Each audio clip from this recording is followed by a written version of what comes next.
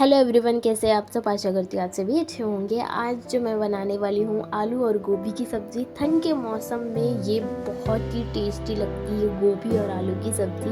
ये gravy type बना रही हूँ। हमारे यहाँ इसे रसेदार सब्ज़ी बोली जाती है और ऐसे तो ग्रेवी टाइप बोली जाती है। तो बहुत ही टेस्टी और इजी झटपट बनने वाली ये सब्ज़ी है। तो मेरे चैनल पर आप पहली बार आए तो चैनल को ज़रूर सब्सक्राइब कीजिए और मेरी वीडियो को भी पसंद कीजिए, लाइक कीजिए और मुझे ज़रूर बताना कमेंट में कि ये सब्ज़ी कैसी बनी है।